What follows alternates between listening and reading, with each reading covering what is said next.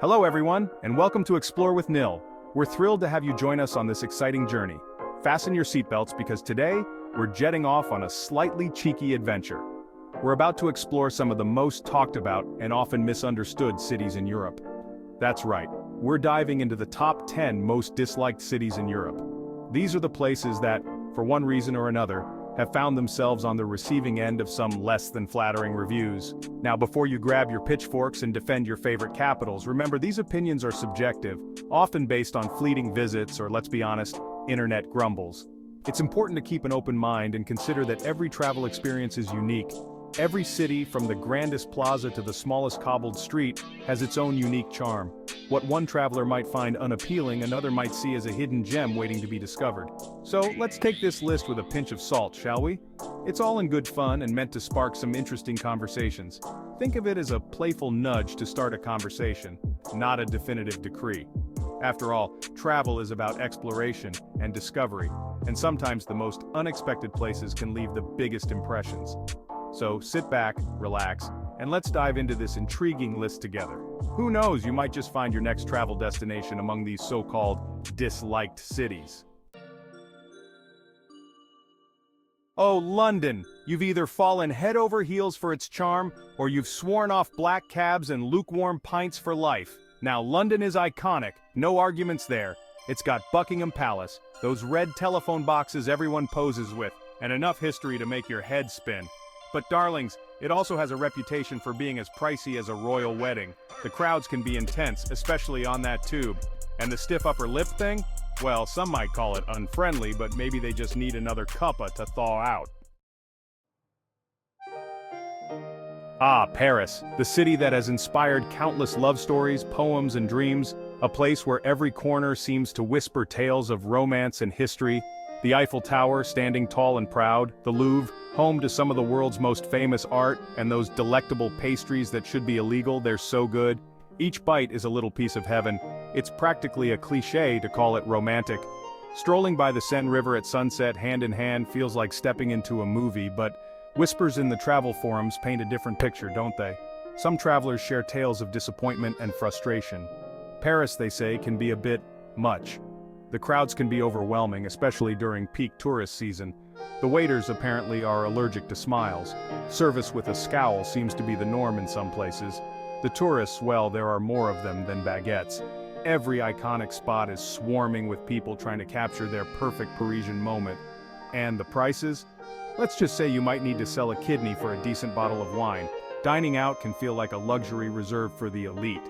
But listen, Paris is like that effortlessly chic friend we all have. The one who always looks perfect without even trying. A little high maintenance maybe, but undeniably fabulous.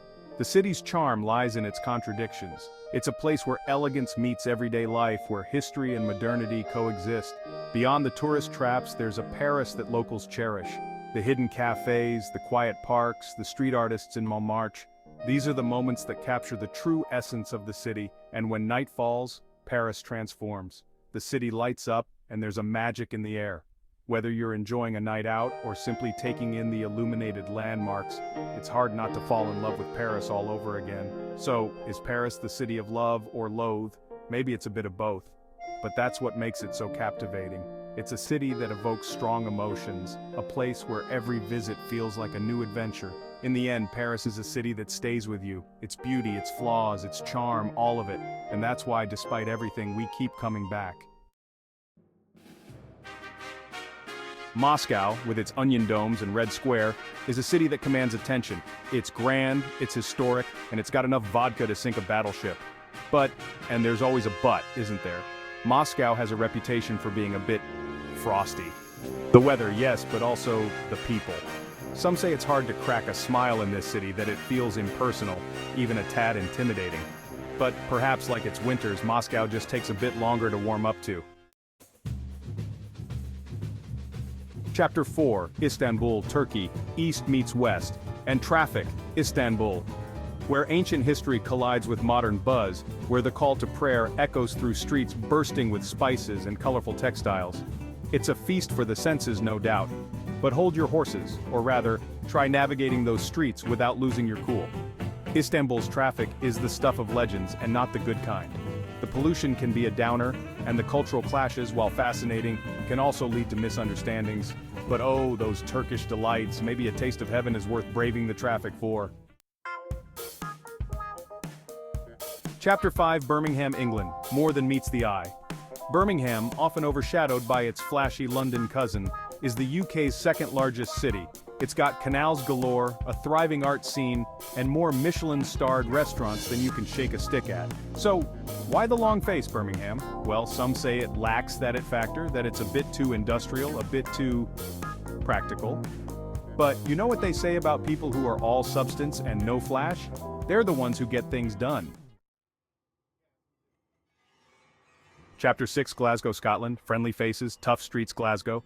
Home of the friendliest accent you'll ever hear, a city bursting with creativity, music, and a wicked sense of humor. But Glasgow's also had its struggles. It's faced economic hardship, and its crime rates haven't always been pretty. But here's the thing about Glasgow. It's resilient. It's got heart, it's got soul, and it's got a spirit that refuses to be broken. Chapter 7. Bucharest, Romania, a diamond in the rough. Bucharest, Romania's capital, is a city on the rise. It's shaking off its communist past and embracing a future filled with possibilities. But progress, as they say, can be messy. Bucharest is grappling with poverty, corruption, and infrastructure that struggles to keep up with its ambitions. But look closer, and you'll find a city brimming with energy, with stunning architecture, and a nightlife that's just waiting to be discovered. Chapter 8. Athens, Greece, ancient history, modern problems. Athens, the birthplace of democracy, home to the Acropolis, a city steeped in history and mythology. But even gods have their off days, don't they? Athens has been hit hard by economic crisis and political instability. The streets, once pristine, now bear the scars of protests and neglect. But Athens endures. Its spirit, much like its ancient ruins, whispers of resilience, of beauty that time cannot erase. Chapter 9, Warsaw, Poland, from the ashes. Warsaw, a city that has risen from the ashes of war, a testament to human resilience. It's a city of contrasts where modern skyscrapers stand tall alongside stark reminders of its turbulent past. But some find Warsaw a bit gray. Its architecture, while impressive, can feel imposing, and its atmosphere, while buzzing, lacks a certain warmth. But Warsaw is a city that deserves a second glance, a city that reveals its beauty slowly, like a story whispered on the wind. Chapter 10, Manchester, England, mad for it or over it. Manchester, a city with a rebellious streak, a musical heritage that's the envy of the world, and a football rivalry that's more like a religion. But Manchester, like its weather, can be unpredictable.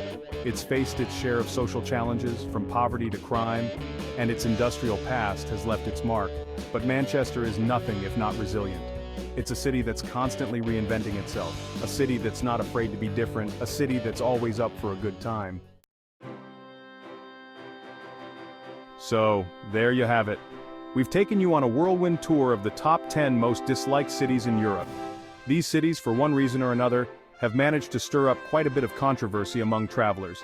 Whether it's due to overcrowding, high prices, or just not living up to the hype, these places have gotten the internet's knickers in a twist. But remember, travel is subjective. What one person finds unbearable, another might find utterly charming. It's all about perspective. One person's nightmare could be another's dream destination. The beauty of exploring is discovering these differences for ourselves. It's about finding those hidden gems that resonate with us personally. The joy of travel lies in the unexpected, in the moments that surprise and delight us. So don't let a list dictate your adventures. Use it as a guide, but let your own experiences shape your journey. Get out there, see the world, and form your own opinions. There's a whole world waiting to be explored, and it's up to you to discover it. Engage with the locals, immerse yourself in the culture, and make memories that are uniquely yours. After all, isn't a little controversy what makes travel stories so much more interesting? The debates, the differing opinions, they all add to the richness of the experience. Thanks for watching Explore with Nill. We hope you enjoyed this journey through Europe's most debated cities. Don't forget to like, comment, and subscribe for more travel insights. Your support helps us bring you more exciting content. Let us know in the comments if you agree or disagree with this list. We love hearing your thoughts and experiences. Until next time, adventurers, see you in the next adventure.